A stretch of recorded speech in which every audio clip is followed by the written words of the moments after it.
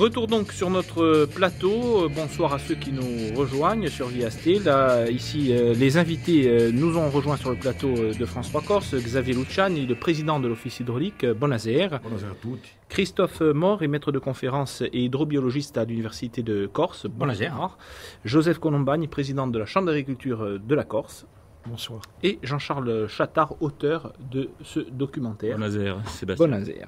Alors un petit mot tout de même pour regretter l'absence ici de l'Agence régionale de santé, l'ARS, qui n'a pas envoyé de représentant officiellement pour des raisons d'agenda. Je cite tout de même ce qui est écrit pour décrire ses missions sur son site. L'ARS est responsable de l'organisation du contrôle sanitaire des eaux distribuées. L'ARS assure en étroite collaboration avec les préfectures départementales, les collectivités et les exploitants le suivi des mesures de correction, voire d'urgence, qui doivent être mises en place en cas de dégradation de la qualité de l'eau. Il en va de même pour la qualité de l'eau de baignade. La préfecture de Corse, sollicitée également, a déclaré que ce n'était pas sa compétence directe, en des absences donc bien regrettables au vu du rôle réel de ces deux acteurs. Une absence qui pose beaucoup de questions, surtout quand une antenne publique s'ouvre à une heure de grande écoute à une telle problématique. Voilà, ceci étant dit, on va commencer le débat. Jean-Charles Chattard, alors on entend la musique qui là on est sur la photo finish maintenant. Jean-Claude Aquavive, mais qui crée quand même une atmosphère un peu dramaturgique. Est-ce que finalement ça a été votre parti pris de foncer un petit peu le portrait pour lancer l'alerte? Je pensais qu'il fallait absolument mobiliser les citoyens autour de ce film, et c'est-à-dire que j'ai fait en sorte qu'à partir de la première image jusqu'à la dernière image, les téléspectateurs sont complètement scotchés à son téléviseur. Et je pense que la musique a apporté énormément. Donc, elle a été composée par Jean-Claude Aquavive, qu'on connaît tous ici en Corse. Et je pense qu'elle apporte un plus. Et surtout, il y a des paroles aussi en langue corse qui sont très très fortes. Peut-être que vous avez remarqué dans ce film, qui apportent un plus. Il n'y a pas la volonté d'être alarmiste malgré tout. C'est dans le parti pris. La volonté d'être alarmiste, moi je ne suis pas un lanceur d'alerte. Je suis simplement un journaliste. Je crois que le lanceur d'alerte, on l'a vu, c'est Antoine Orsigne, face à M. Politi, on va dire, et d'autres personnes, l'ARS aussi, puisque, entre parenthèses, les absents ont toujours tort. S'ils ne sont pas là, c'est qu'ils ont quand même quelque chose à cacher. Ce que je voudrais dire quand même, pour terminer sur ce volet-là, moi j'ai eu beaucoup de pression pour ce film, exercé par des personnes. De la part de qui? Par exemple, avant de faire mon avant-première à l'âme, le président a mandaté M. Luciani, a mandaté M. Stefano Corsi pour aller prendre des notes, soi-disant, et il s'est retrouvé avec M. Jean-Claude Aquavive dans un bar, le bar de Pierre-Jean, que tout le monde connaît à l'âme, et je lis textuellement dans le Corse Matin, quelques jours après, M. Stefano Corsi, sans avoir vu le film, a déclaré à M. Aquavive « Ce film est un tissu de mensonges, il va se faire casser en deux. » On ne va pas citer des gens qui sont absents, on donnera... Donc, ce n'est pas sur le plateau, l'atmosphère était quand même un peu tendue autour de ce film. Alors, sur ce film, Xavier Luciani, peut-être sur le Rimouche, qui a eu un petit peu en amont, est-ce que vous aurez préféré que le débat se tienne à là, mais qu'est-ce que vous avez appris en regardant ce film en tant que président de l'Office? Bon, d'abord, dire que je suis ici en tant que représentant du Conseil exécutif. J'ai mandat de Gigi Simeoni pour aujourd'hui porter la voix politique du nationalisme corse au pouvoir à Ajaccio sur la question, donc, 1. 2, je suis aussi le président de l'Office hydraulique et je suis aussi ici pour défendre l'honneur et le travail et l'implication des 200 agents de cet office qui sont aussi au service de la Corse. L'Office hydraulique étant une institution qui, pour l'instant, tient ses engagements, notamment en direction des populations et du monde agricole. 3, je ne rentrerai pas dans la polémique. Vous avez vu que l'exécutif a refusé, Gilles Simeoni a refusé de répondre à la polémique journalistique.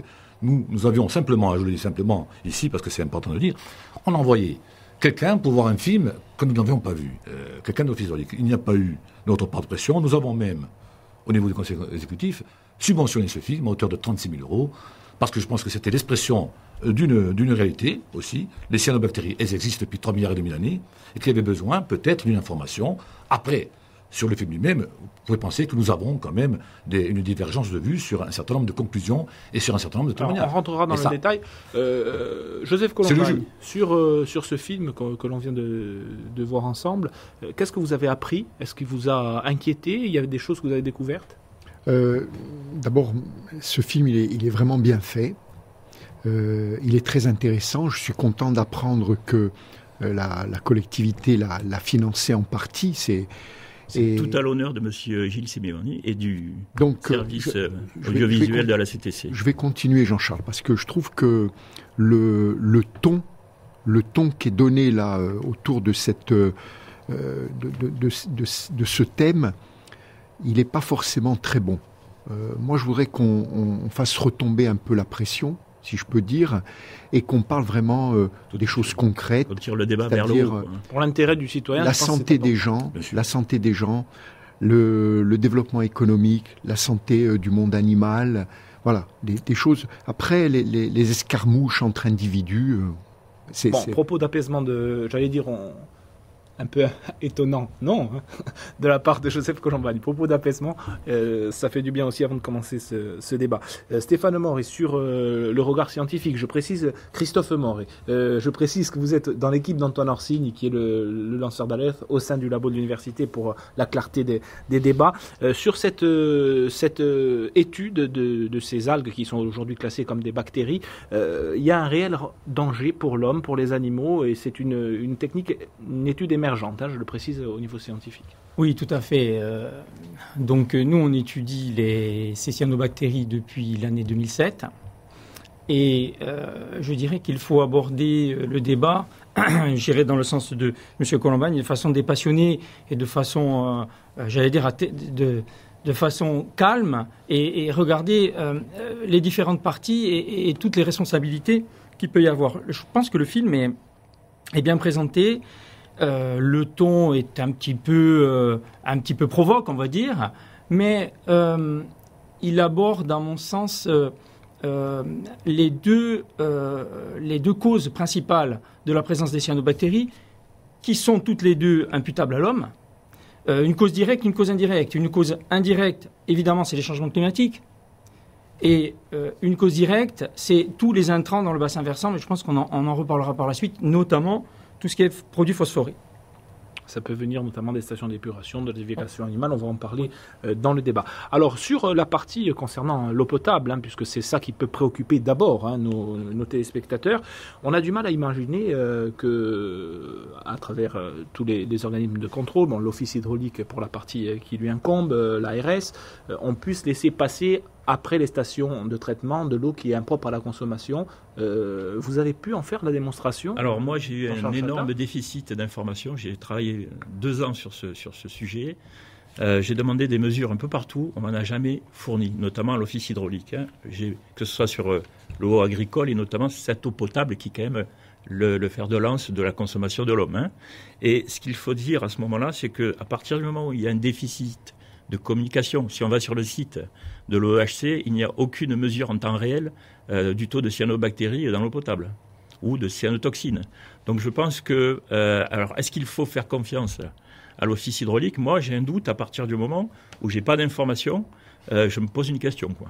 Alors, Xavier Luciani et Soufia, pourquoi les données n'ont pas été communiquées? Alors, d'abord, je vais quand même... Là, il faut qu'on rentre un peu dans le détail technique. Bon, encore une fois, on était passionnés et c'est tant mieux. Je pense que Joseph a tout à fait raison. On n'est pas ici pour... On n'est pas dans des débats de chiffonnier. Moi, je pense qu'il faut informer l'opinion publique de ce qui se passe. Moi, je ne suis pas ici pour jouer un rôle quelconque. Je suis ici pour parler de santé publique. La santé publique, c'est du ressort de l'État.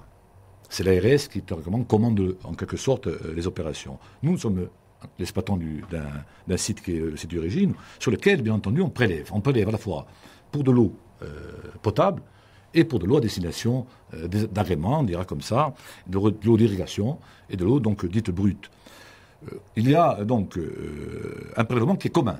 Il ne se fait pas en surface, parce que souvent on parle de la surface, il se fait à peu près en moyenne à 5 ou 6 mètres de profondeur, avec un bras mobile qui est une... C'est ce qui est expliqué par M. Polit. Tout à fait, et qui nous permet donc de prendre l'eau, d'optimiser en quelque sorte le prélèvement, et qui, bien entendu, vous avez compris que ce prélèvement, il est analysé. Il est analysé de manière draconienne.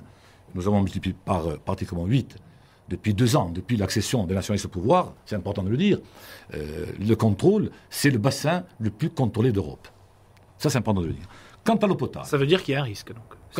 Tout à fait. Mais, encore une fois, le film, il a un intérêt pour moi, c'est de dire qu'à un moment donné, il y a, dans le monde, on n'est pas à Tchernobyl quand on est dans le bassin d'origine, dans le monde, il y a des cyanobactéries. Elles sont arrivées avant le peuple corse, elles partiront après le peuple corse. C'est évident.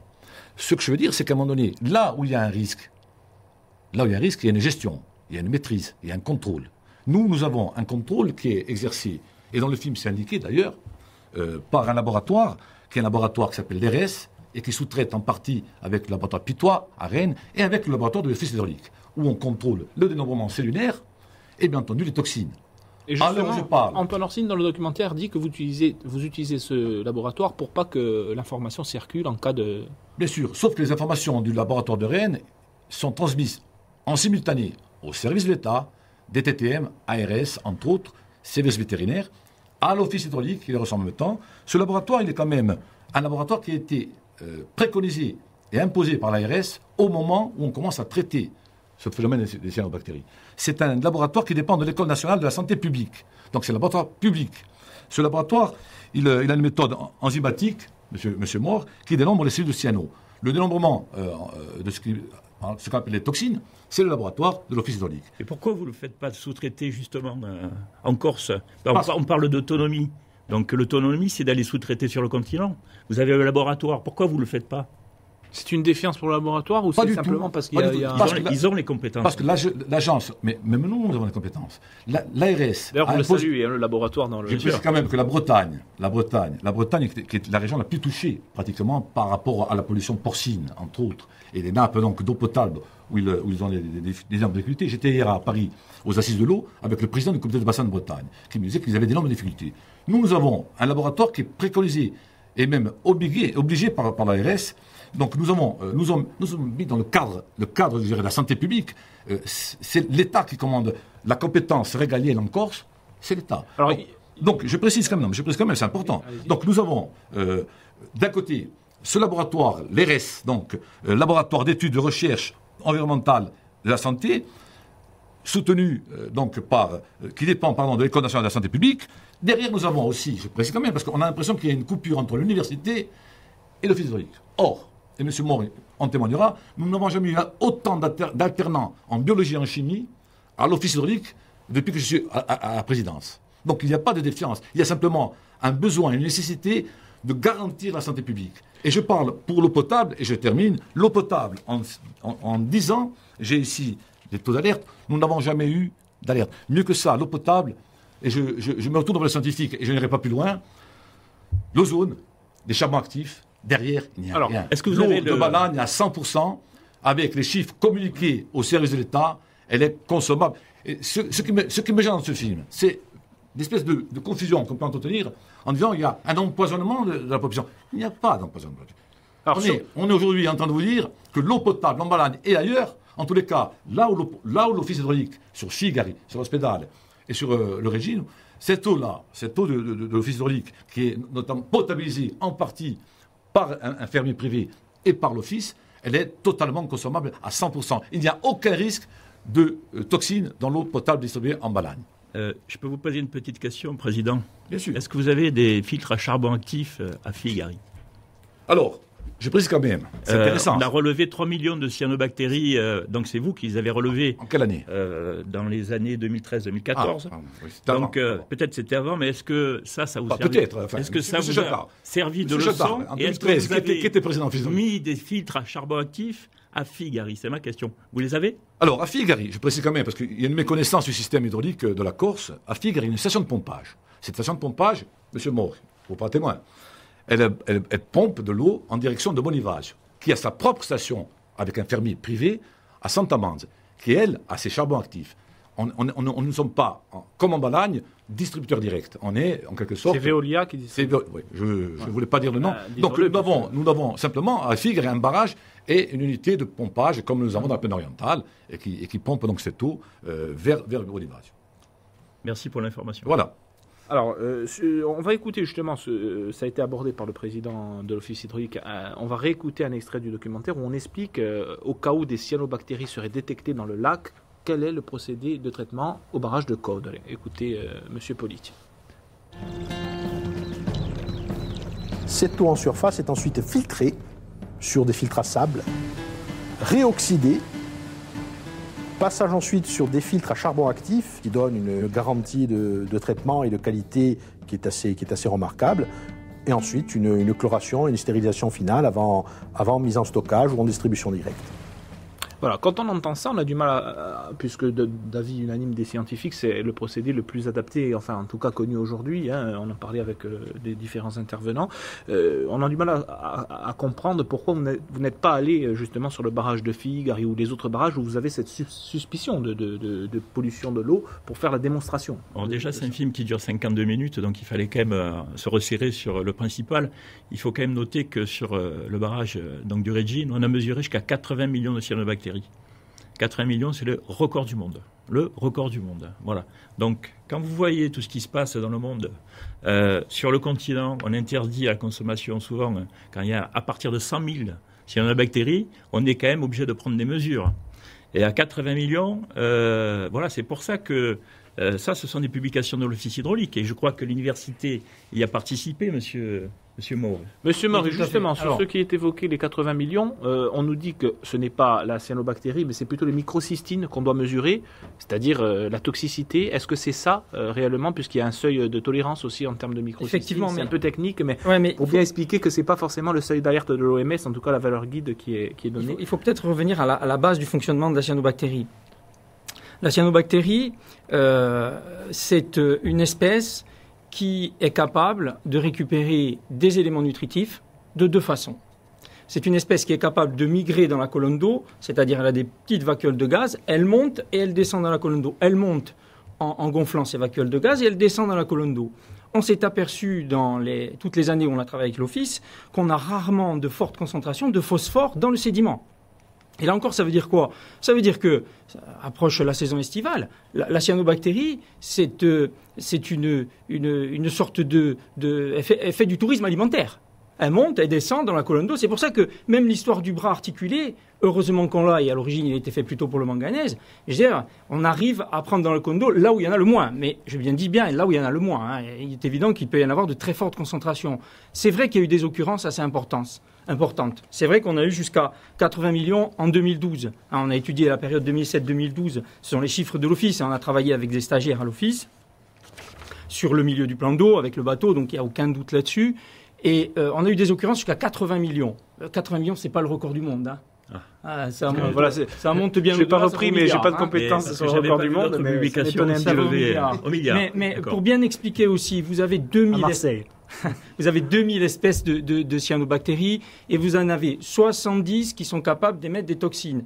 Et dans ces 70 qui sont capables d'émettre des toxines, je dis incapables, c'est-à-dire que dans la même population, vous avez des cyanobactéries qui peuvent émettre des toxines et d'autres qui n'émettent pas de toxines. Donc vous voyez que le système est relativement complexe. Alors nous, on a essayé de l'étudier depuis une dizaine d'années. Et d'ailleurs, je voudrais préciser que M. Chattard n'aurait pas fait son film si on avait appliqué notre plan de 2008 qu'on a donné à la DDAF. Hein. On avait même rédigé une lettre pour le préfet. On avait fait des recommandations. On avait préparé des arrêtés. Que ce soit des arrêtés municipaux ou des arrêtés préfectoraux. Donc, si ça avait été pris en compte, on ne serait pas là en train de discuter. Hein. Exactement. Alors justement, il y a un déficit de prise en compte. On a reçu ce matin un courrier des salariés de l'Office, d'une partie des salariés de l'Office de l'unité de traitement de Balagne, qui disent dans un courrier qu'en 2012, ils avaient alerté la présidence de l'époque, donc c'était pas sous votre ère, mais qui demandent aujourd'hui, au vu de cette polémique, la prise en compte même d'un risque psychosocial. Oui. Est-ce que vous comptez donner suite favorable à C'est important ce courrier parce qu'il m'a interpellé. En gros, vous n'en aviez pas connaissance jusqu'à aujourd'hui. Il vient de nous arriver juste avant l'émission, je le précise quand même parce que ça peut interpeller aussi quelques minutes avant l'enregistrement. Tout à fait. Nous l'avons reçu ce matin et je pense que l'impact du film sur ces salariés est quand même psychologique et ça leur a mis la pression parce que j'entendais qu'ils étaient sur les dents. Les salariés ne sont pas sur les dents. Il y a une vigilance systématique de tous les instants sur l'ensemble des plans d'eau de la Corse de la part des salariés. Moi, je veux dire, d'abord, c'est que le bassin du Régine, est-ce que vous savez qu'il est interdit à la navigation? Il est interdit à la baignade. Il y a un arrêté préfectoral qui interdit toute navigation, toute baignade, et tout abreuvement de bétail en divagation, je précise. Ça, j'en suis très surpris. Il y a un arrêté préfectoral. Deuxième chose. Il y a des gens qui touchent des primes agricoles, on peut le voir sur Géoportail. Alors, on va en parler aussi sur la partie agricole. Je vais sortir de la polémique, je vais rentrer dans les faits. Moi, aux paroles, je pose des faits. Oui, les faits, c'est qu'un arrêté préfectoral. Cet arrêté préfectoral... Mais s'il n'est pas appliqué. Encore une fois, la police de l'eau, le droit régolien, nous ne sommes pas la gendarmerie nationale. Je précise encore une fois, nous sommes l'office d'équipement hydraulique. Ce que je veux dire aussi, il y a donc un arrêté préfectoral sur tous les plans d'eau qui interdit, et pour cause. Donc, 1. 2, il y a quand même un schéma départemental que l'office hydraulique a impulsé. Justement, je rebondis sur les propos de M. Maure. Ce schéma départemental, il date d'avril 2012, sur lequel il y a un plan d'alerte au cas où, et vous le savez, et je vous montre les mesures de gestion à la caméra, si vous voulez. Je ne sais pas si on peut faire un plan. Ouais, on voit. Les mesures de gestion, elles sont carrément suivies au millimètre. Nous avons 4 contrôles journaliers sur le plan du régime. Je veux dire, c'est quand même, c'est pas le record du monde. Et je crois que c'est peut-être le record du monde. Président, pourquoi vous ne les rendez pas publiques, ces mesures? Encore une fois, je suis tenu par un comité de vigilance, le plan départemental, le schéma départemental. Soyez transparent, communiquez-les, les gens sont en attente de l'information. Nous allons certainement... Non pas, parce que je n'ai pas obligation de le faire, et c'est l'État qui a obligation de le faire. C'est toujours l'État. Je ne me décharge pas. L'État a compétence. Le préfet de santé, l'ARS, commande. Je ne peux pas, même en cas d'alerte, monsieur Chattard, même en cas d'alerte, mais lisez les documents. Qualitaire Corse, ça dépend de qui, le président? Laissez-moi parler. Après, je vais... Là, je dis, voilà, spiego qualcosa qui... Oui, mais... Les gens ont besoin d'informations, pas de désinformation ou d'intox. Moi, je ne suis pas là. Moi, je n'ai pas d'accord politique avec les cyanobactéries. J'ai un accord politique pour essayer d'éviter l'extinction du peuple corse. Donc, je travaille pour la nation de mes enfants. Et vous imaginez bien qu'ici, on ne peut pas nous supposer ou présumer qu'on est ici pour mentir et délivrer un mensonge de santé. Nous, ici, aujourd'hui, on est la vérité, rien que la vérité. Pourquoi? Parce qu'il y a un plan, un schéma départemental, initié par nous, uniquement dans le Nord, je précise. Deuxième chose, il y a des mesures de gestion. Dès qu'il y a une alerte, alors, je ne parle pas de la surface, parce que M. Maure, et là, je rends le scientifique. La surface, théoriquement, ne devrait même pas nous intéresser au premier abord. Ce qui nous intéresse, c'est le prélèvement. C'est l'eau qu'on prélève et qu'on distribue. C'est là qu'est l'essentiel pour nous de la vigilance. Et cette eau-là, elle obéit quand même à un certain nombre de mesures et de niveaux d'alerte. Aujourd'hui, depuis 2007, il n'y a jamais eu d'alerte. Et j'ai les documents. Depuis 2007 il n'y a jamais eu d'alerte en matière d'eau potable. Jamais. En matière d'eau potable. Alors, l'eau distribuée en Balagne n'est pas de l'eau empoisonnée. Pourquoi vous ne le communiquez pas à la population? Mais on va sur votre site internet, on ne peut pas savoir.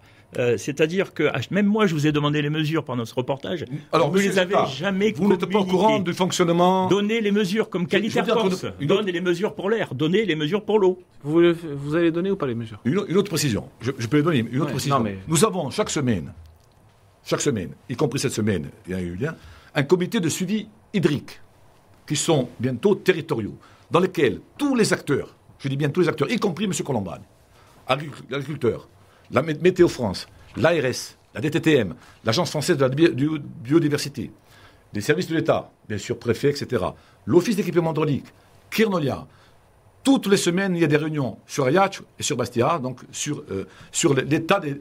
Alors, je finis, c'est intéressant de le dire. Allez-y, parce qu'on va écouter aussi. S'il y avait eu la moindre alerte, vous imaginez bien qu'on aurait informé d'abord. On ne peut pas, en direct, encore une fois. Et nous allons informer d'ailleurs au conseil d'administration sur... Donc, il y aura une visite du site. Pour vous parler, je vous propose d'écouter pour... je voudrais quand même... Non, je voudrais très rapidement. Les niveaux d'alerte. Les niveaux d'alerte, il y a 3 niveaux d'alerte, vous les connaissez. À l'heure où on parle, il n'y a eu qu'un niveau d'alerte 1 ou 2. Et j'ai les chiffres, je veux dire. Moi, je ne veux pas encore une fois... alors, communiquez-les, ça mettra fin au débat. En 2017, nous avons eu 0 niveau d'alerte, ni 1, ni 2, ni 3. En eau potable. Donc, l'eau potable à Balagne, elle est... Alors, je vous propose d'écouter à ce sujet un autre scientifique et on revient au débat. L'eau brute, qui intéresse M. Maure et M. Chattard. L'eau brute en niveau d'alerte 2, c'est-à-dire le niveau où on doit réunir le conseil de surveillance, présidé par la DTTM et l'ARS, il y a eu 2 niveaux qui ont duré 3 heures. 3 heures, le comité de vigilance nous a dit il n'est pas question de faire de l'alarmisme. Donc, nous avons... scrupuleusement ce sont les instances de contrôle suivi des contrôles. Et je veux dire encore une fois, on ne peut pas. Alors après, si on parle des eaux de baignade, Dans un bassin, on ne peut pas. On finit Dans un bassin, on ne peut pas. et on passe. Je peux donner les chiffres aussi. On va finir avec l'eau potable en écoutant un autre scientifique éminent sur cette question. Il s'agit de Luc Briand. Il est ingénieur d'études à l'université de Rennes, spécialisé dans la problématique des cyanobactéries. Il est intervenu notamment pour des études pour le compte de l'Office hydraulique. Écoutez ce qu'il dit sur la qualité de l'eau potable en Corse. Le risque est suffisamment pris en compte du fait de la mise en place des usines performantes vis-à-vis de la particularité des cyanobactéries qui ont des vacuoles à gaz et qui empêchent la décantation, leur décantation dans les filières et qui font qu'on va les retrouver dans toutes les étapes de la filière. Donc c'est sur l'usine de Codol, par exemple, pour prendre celle-ci, le système il est mis en place. Voilà. Et donc les résultats qui peuvent nous le prouver, en fin de compte, ce sont les résultats de microcystines qu'on pourrait éventuellement retrouver si elles sont présentes dans les eaux brutes dans les eaux potables, ce qu'on ne retrouve pas. Est-ce que ça veut dire que sur les autres ouvrages, il pourrait y avoir un risque ? Alors il peut y avoir un risque à partir du moment où on peut toujours s'adapter dans une usine dans une filière. On peut faire de la préchloration, de la préoxydation pour favoriser la décantation de ces algues-là. Après ça demande une vigilance plus importante. Mais après chacun fait à une mission et chacun la respecte ou doit la respecter par rapport à une distribution d'eau de qualité. Voilà, en rappelant que le laboratoire de l'Office analyse depuis 1993 les cyanobactéries. Christophe Mort est sur ce risque. Je vais rebondir sur ce que disait M. Luciani. Nous avons participé ensemble au plan changement climatique sur l'île et vous avez proposé ce schéma-là.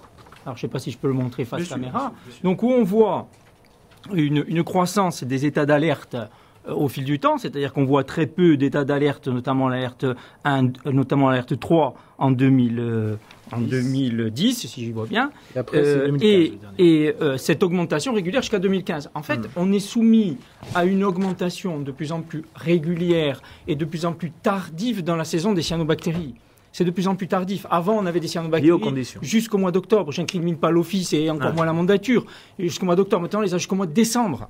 En montant jusqu'à 100 000, 200 000. Donc on étire la saison. Vous avez bien compris le lien qui existe avec les changements climatiques. Monsieur Moore, je vais mettre 2 secondes. Par rapport à ce top, j'ai bien sûr, parce qu'il est publié de manière... C'est le vôtre. Alors, non mais j'ai fait un commentaire, c'est le fils qui fait un commentaire. Quelle catégorie ça concerne ? Les eaux de baignade, l'eau brute ou l'eau potable ? Par l'eau brute. Alors moi je vous dis ce que ça concerne ça. C'est le prélèvement en surface. Oui.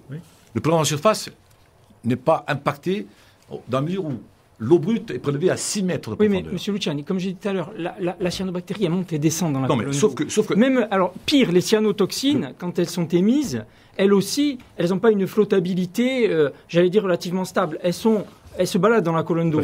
Et c'est pour ça que je voudrais même parler du barrage d'Alesagne. À Alesagne, on fait d'irrigation. Il va bien falloir, à terme, proposer des solutions pour arrêter ces cyanobactéries. On les a de plus en plus tardivement. Ça devient un vrai problème. Les solutions évoquées par Luc Briand, double, parce que c'est pas que les cyanobactéries et les toxines. C'est que quand elles sont dans le milieu, elles se dégradent. Et quand elles se dégradent, le milieu devient anoxique. Donc vous avez des animaux aussi qui crèvent. Je suis précisant par rapport au professeur Briand, qui fait la formation de nos personnels et qui est intervenu et qui va intervenir au mois de juin encore. En Corse, c'est le plus grand spécialiste pratiquement en Europe des cyanobactéries. Donc vous voyez bien que le changement de mandature a marqué un saut qualitatif en termes de mesures. Je précise quand même une chose sur le barrage de Régine, après on parlera d'Alesagne. Sur le Régine, qu'est-ce qu'on a fait depuis 2016 ? Là, on met un processus d'aération du lipolinum, c'est-à-dire en gros des basses couches du barrage pour oxygéner par rapport à la qualité. Ça n'a pas d'impact sur ce que vous évoquez, des cyanos. Nous avons l'eau de la Figarille qui arrive depuis cette année. Vieux projet de la droite qui a été enfin mis en œuvre au mois de février 2018. On arrivera à terme à faire entrer plus d'1 million de mètres cubes de cette eau de Bonivato dans le barrage.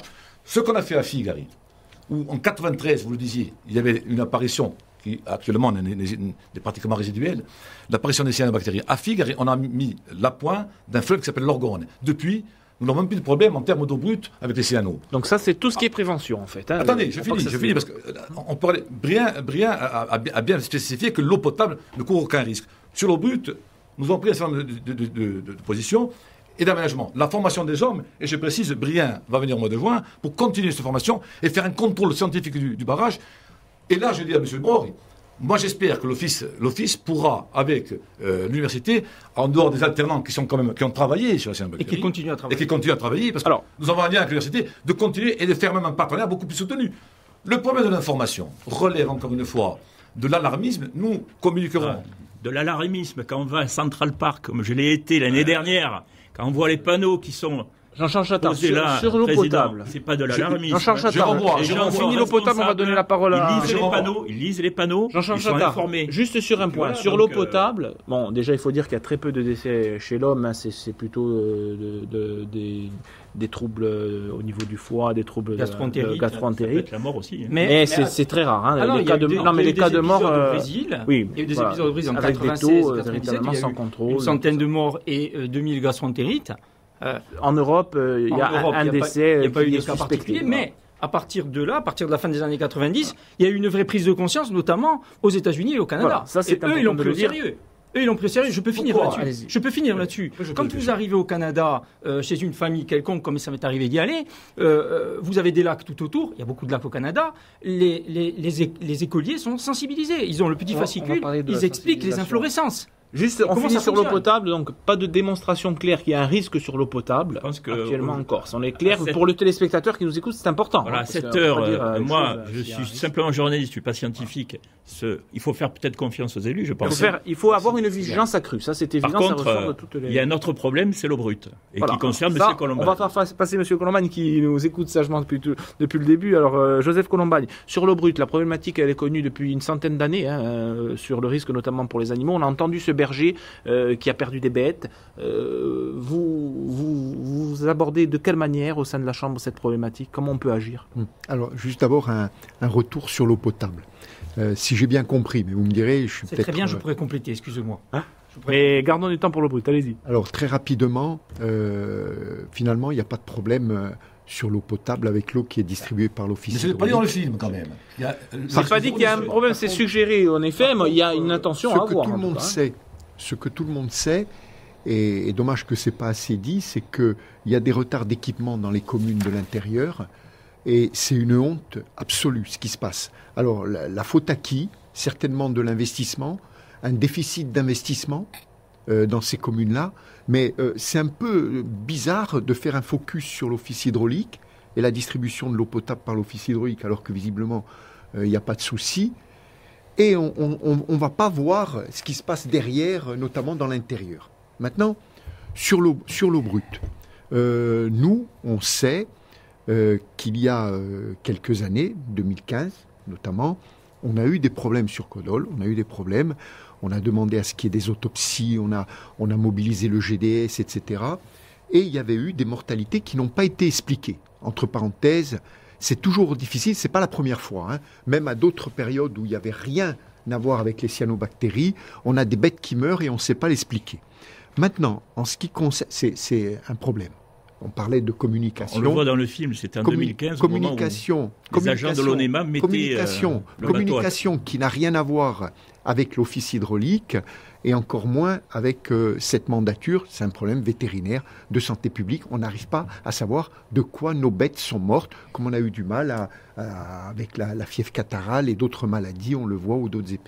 Mais est-ce que vous êtes informé au moment des blooms par l'Office hydraulique ou je ne sais qui du fait qu'il ne faut pas faire boire les bêtes, par exemple, ou utiliser l'eau? Alors, faire boire les bêtes, nous, on n'a jamais eu d'interdiction de faire boire les bêtes, puisqu'on nous dit, et ça on nous le dit assez souvent, et puis on a quelques connaissances au niveau des employés, donc sur toute l'échelle, on sait qu'il n'y a pas de problème pour faire boire les bêtes. Maintenant, c'est sûr que les bêtes qui vont boire directement sur le plan d'eau, il peut y avoir des soucis, mais à ce moment-là... On a vu dans le Maine-et-Loire la semaine dernière 9 chiens morts et un arrêté d'interdiction de la part de la préfecture. On pense que ça devrait être clôturé, comme devraient être clôturées les routes à grande vitesse, etc., ou la voie ferrée, etc., etc.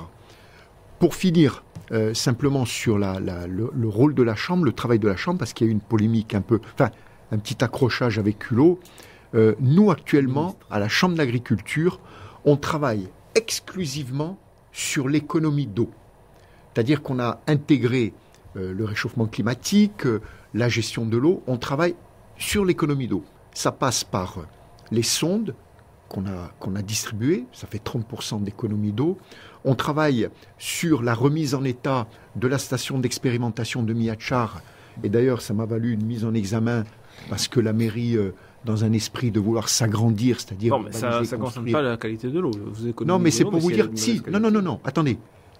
On est sur la qualité de l'eau parce que lorsqu'on fait des économies d'eau et qu'on est sur la santé, on parle de santé animale, de risque d'irrigation, et qu'on travaille sur des semences qui n'ont pas besoin d'eau, sur des techniques culturales qui n'ont pas besoin justement de consommation d'eau. On travaille aussi sur la santé humaine, c'est ce qui nous intéresse ici au premier chef. Justement sur ça, on a entendu M. Politi dans le documentaire dire je ne ferai pas boire mon chien. Ça pose quand même un problème, c'est-à-dire que si on est au courant que les animaux ne doivent pas boire, est-ce que vous n'avez pas un devoir, même si ce n'est pas votre mission, un devoir moral en tout cas? D'abord, vous dire qu'il y a quand même au niveau du plan d'eau deux immenses panneaux, notamment un panneau bilingue.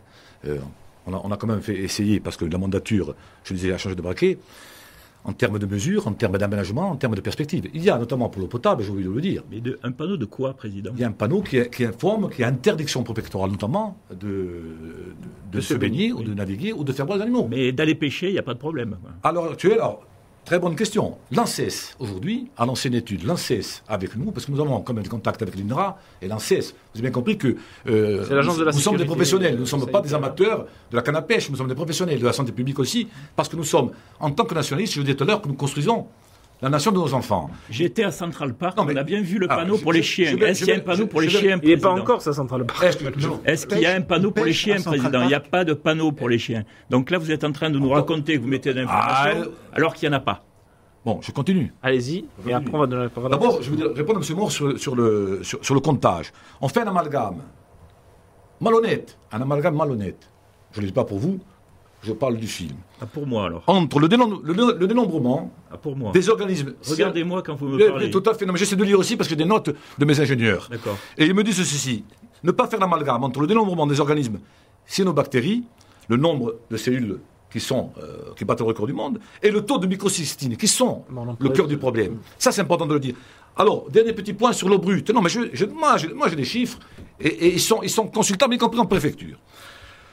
Depuis 2007, le taux de microcystine a dépassé une seule fois, en 2015, les 5 microgrammes par litre, au niveau de la prise d'eau brute, avec une valeur inférieure à 6 microgrammes par litre. Pour l'eau potable, en sortie de station de traitement, le taux de microcystine a toujours été inférieur à 1 microgramme par litre. C'est-à-dire qu'on est en situation, je dirais, de sécurité absolue. Alors vous mélangez tout. La seule fois, on a dépassé... L'eau brute n'est pas traitée, Président. Ne dites pas... Pardon ? Quand vous parlez en sortie de station, ne nous parlez pas de la sortie de station, parlez-nous de ce qu'il y a. Ça, c'est pour l'eau potable, la sortie de station. C'est l'eau brute. L'eau brute, c'est l'eau du lac qui va chez les agriculteurs. Moi, je suis gestionnaire du plan d'eau. Mais ne mélangez pas tout. Je ne suis pas propriétaire du plan d'eau. Et le plan d'eau, en plus de ça, encore une fois, dépend de la police de l'eau, dépend de l'État. Il ne dépend pas de ma... Je n'ai pas de service de gendarmerie approprié. Et encore une fois, je me bats contre la désinformation à un moment donné. Alors, quand on est passé de 47 analyses d'eau en 2007 à 150 analyses en 2017, d'eau brute, avec un plan départemental, avec un plan départemental qui, à un moment donné, a décidé d'alerter. Quand il faut alerter, je ne peux pas me substituer moi. Alors, Christophe Moore, vous le disiez tout à l'heure, les facteurs favorisant les stations d'épuration qui peuvent dysfonctionner, la divagation animale, je vais en parler. C'est sur ça qu'il faut agir peut-être. Je voulais faire aussi un petit retour sur l'eau potable. Rapide. L'eau potable, oui, très rapide. Alors, concernant les microcystines, il y a un seuil de 1 microgramme par litre. Mais il faut savoir que l'OMS, en cas de toxicité diffuse, recommande 0,1. Donc il faut à tout prix qu'on arrive à des seuils. Alors nos seuils de détection sont à 0,2 actuellement avec le test ELISA notamment. Donc là aussi ça peut paraître technique, mais c'est important aussi de ne pas ingérer une eau même à des faibles doses où on trouve des microcystines. Donc ça c'est un point. Après il y a l'effet à long terme, le poison à petite dose tous les jours. Exactement, c'est un point qui me paraît important. Ensuite sur l'eau agricole, on ne peut pas irriguer avec de l'eau agricole qui contient de grosses quantités d'algues. C'est pas possible, de cyanobactéries. Donc là, il va falloir trouver une solution. Je dis pas qu'il faut claquer des doigts. Il faut trouver une solution et je jette pas. Donc je veux pas me projeter là-dessus. J'ai pas les compétences. Concernant le, Vous avez au moins la compétence technique. j'ai une compétence. Sur nous les avons une propositions compétence technique. concrètes à faire On- en amont. On peut. Eh, Eh ben, parce que allons-y. nous on est consommateurs de ça. Nous, on voudrait, Allons-y. plutôt que de dire qu'on ne doit Alors. pas faire de retenue d'eau, nous, on voudrait à un moment donné que vous ayez, puisque vous êtes scientifique et que vous cherchez, ce qui serait intéressant, c'est de trouver les voies et les moyens pour bloquer ces problèmes-là. Merci, monsieur On a Gordon. vu On dans en a le parlé, reportage, il y a le calme de l'eau, la chaleur Bien sûr. et la consommation. Oui. Voilà. Je veux dire, la consommation des algues, pour ne pas qu'elles prolifèrent. Notamment les enfants. Travaillons Oui, sur ces trois alors, paramètres. travaillons sur ces paramètres. Alors, oui, effectivement, on a fait des propositions en matière de préventif, en matière de Est-ce curatif. qu'elles ont été suivies? Et là aussi, Est-ce non, qu'elles ont elles n'ont été pas suivies? du tout été suivies. En Alors, 2008, on a fait une fiche de proposition complète. Elles n'ont pas du tout été suivies. Donc, on incrimine personne là, du moins. Enfin, un petit Certaines- peu, l'Office Si. et en tout cas les Non, autres mais gestionnaires. oui, oui. Bon, il y a aussi EDF, on n'a pas parlé Non, du mais- barrage de Toll, où oui, on se EDF baigne alors aussi, qu'il y a des qui est taux. pas là. Donc ça veut dire que le Non. principe des précautions n'est pas du tout appliqué. Donc, hein. Là, je ne peux pas laisser dire n'importe quoi. On- Vous comprenez bien qu'à un moment Est-ce donné... que- est-ce que je peux. Non, mais monsieur Moore, là, on est en train d'insinuer des choses. Encore une fois, je m'inscris en faux. Les propositions- Je m'inscris en faux. Au nom du Conseil exécutif, Alors, je allez-y. précise quand même, je suis un militant politique, mais bien entendu, moi, je suis pour la Corse unie indivisible et pour la nation unie indivisible, et vous le savez très bien. Rapidement. Simplement, Michel. pour l'eau potable, j'avais une chose qui était importante à dire, c'est que nous avons un plan B. Mais ça, ils ne le savent pas quel plan B. Le plan B, c'est la réserve de Salvi. 45 000 mètres cubes. Nous avons une autonomie d'une semaine d'eau potable au cas où il y aurait un problème. Et il n'y a pas de problème. Pour l'eau brute, encore une fois, moi j'ai les chiffres, et je ne vais pas faire de bataille de chiffres, mais à un moment donné, on peut faire dire n'importe quoi des chiffres. Nous n'avons jamais eu, en dehors de ce pic, un pic en 2015, avant ma mandature, parce qu'après on peut en parler aussi. C'est jamais vous, quoi. Non, mais... Non, mais, Regardez, Non, mais enfin. vous avez un tableau Non, mais ici. Il est faux. Jean-Charles. Il est faux au sens Ça, c'est malhonnête. C'est une interprétation. C'est celui de l'Office. C'est une Non, interprétation. Jean-Charles, c'est Président. malhonnête. On Monsieur peut Moore, pas c'est dire, une On va interprétation. tous en même temps. On est sur le cyanobactéries, Bénin. On est sur le Bénin. C'est pas lui, bien Les sûr. cyanobactéries Pas tous ne en même s'arrêtent temps, non, pas plus au personne. large de Marseille, président. On est- C'est malhonnête. on est Jean-Charles. Arrête. Est-ce On qu'on parle peut- de baignade et la baignade est interdite. C'est malhonnête. Ce sont vos mesures. À C'est Codol. indigne. C'est indigne de parler comme ça. Indigne quoi? C'est de l'eau. C'est de l'eau de baignade. mais C'est de non. l'eau de baignade. Alors, terminé. Allez, je Xavier m'arrête. Luciano. Codol, non, c'est- non, Allez. Alors, c'est monsieur baigne Moore, pas Codol, le président. posément. J'arrive pas à terminer. C'est une de l'eau phrase. brute, ça c'est sur de l'eau brute pour faire clair, qui ensuite passe en station de traitement pour le téléspectateur. Faux, c'est pas l'eau distribuée n'atteint pas. J'ai les Oui, chiffres. mais- Les pics du 21 Non, août. c'est l'eau en Monsieur- surface, monsieur on est d'accord. Luciani. L'eau brute de Non, mais- 21 août 2017. Écoutez, quand même. À un moment donné, Allez, je dis, terminé, on est en on train de donne parler la des parole à Corses, monsieur vous êtes en train de laisser assurer aux Corses qu'il y a ici un problème majeur. Il y a un problème de vigilance. Il y a un problème à traiter. Je dis peut tout se à l'heure traiter. que les cyanobactéries, elles sont arrivées avant nous et partiront après nous. Mais- On est en train de traiter scientifiquement avec le professeur Brien. On a mis des moyens énormes. On a mis l'eau d'Affigaril, on a mis un système d'aération, on a mis 7 fois plus de contrôle. Je veux dire, et après, Donc, et je la vous donne les problématique, chiffres, ils sont là. Ok. Ils sont là. La problématique 21 août, est donc traitée selon l'office 21 hydraulique. août 2017. Monsieur Luciani, 21 août 2017. Sans aucune J'ai les polémique. chiffres. Mais sans Plus de aucune chiffres, polémique, allez-y. monsieur Mais Luciani. il n'y a pas de polémique. Le Je ne sais risque- pas comment insinuer les choses. Xavier Luciani, un chat Non, de mais parole, monsieur. le risque cyanobactérie augmente avec le temps. Bien sûr. Bon. Changement climatique. Voilà. Changement climatique. Il augmente avec Donc le temps. il faut s'adapter à la réponse. C'est indéniable. Donc Bien sûr. il va bien falloir Tout à là-dessus communiquer plus, communiquer mieux. Prenez l'exemple de la Sardaigne. Tous les mois, vous avez un bilan quantitatif des plans d'eau. On pourrait imaginer qu'en Corse, on ait un bilan tous les mois quantitatif et qualitatif. C'est Et un signe de qualitatif transparence. des plans d'eau. Signe de transparence. En tout cas, qui jamais permettait d'arrêté de- préfectoraux Parce que en quand Corse, c'est flou, hein, c'est qu'il y a un loup, comme il disait l'autre. Non, mais c'est ça Voilà. que je qu'anticipe. C'est Le ça mental qu'il- du mois, si à un moment donné, c'est ça qu'il l'État faut balayer. l'État doit prendre aussi, et encore une fois, l'État doit prendre ses précautions et doit prendre ses dispositions. Il doit communiquer parce que c'est de son ressort. Moi, je ne peux que communiquer des chiffres, mais encore une fois, si les chiffres sont alarmants, il y a toujours la possibilité de réunir le comité. Or, à l'heure où on parle, il n'y a pas nécessité. C'est ça qui est important de dire aux gens. Ne dites pas aux gens, ne laissez pas penser aux gens qu'à un moment donné, et je le dis un peu avec passion, mais je le dis parce qu'à un moment donné, moi j'arrive en 2016 avec une situation qui est pénible, parce qu'à un moment donné, on sait qu'en 2015, il y a eu des blooms. On n'a pas eu en 2017, malgré la sécheresse, les blooms qu'on a eu en 2015. Je m'inscris en faux. Les images diffusées dans ce documentaire ont été filmées au mois d'août 2017. Ça a fait aussi la une du Corse ce matin. Ne dites pas qu'il n'y a pas eu de bloom. L'image de pour ce matin, Oui. elle date de Ne 2012. dites comment Elle date de 2012. Là, je vous attaque en diffamation. Ah, oui. C'est moi qui vous ai envoyé la même image. Je l'ai envoyée à Antoine Orsini. Corse ce matin fait la une le 20 août 2017. Je pourrais vous attaquer en diffamation. Mais vous savez, on n'en est pas là. Si. Juste. Mais Joseph Colombani, qui a un facteur. N'inventez concerne n'inventez pas, les 51 président. hectares du plan. N'inventez pas. C'est moi qui ai fait l'image. Je sais de quoi je parle. Alors, pour être cohérent, il faudrait pouvoir finir son propos. Et là, en l'occurrence, quand on va traiter du bassin versant, c'est important le bassin versant parce que l'office hydraulique, M. Luciani, il n'est pas responsable dans sa candidature de ce qui se passe dans les bassins versants. Les bassins versants sont le miroir des différentes activités qu'on y trouve. Hein? Alors, il y a des activités agricoles, et c'est évident, mais aussi on a la problématique des stations d'épuration et de l'absence de stations d'épuration.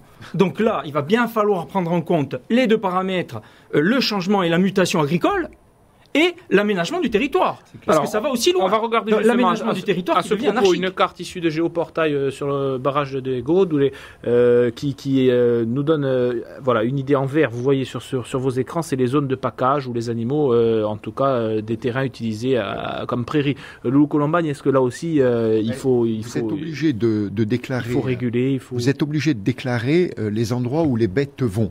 Mais la pression animale. Après, un peu, elles veulent. La pression animale, elle a forcément diminué ces dernières années. Elle a diminué. Il y a moins d'animaux qu'il n'y avait auparavant. Moins d'activités agricoles. On a perdu, c'est dit dans le reportage, on a perdu la moitié des agriculteurs sur la Balagne. Ce qu'il faut, moi je milite plutôt avec un travail sur le pastoralisme, comment on réintroduit, on réapprend à travailler avec la forêt, avec des arbres, etc.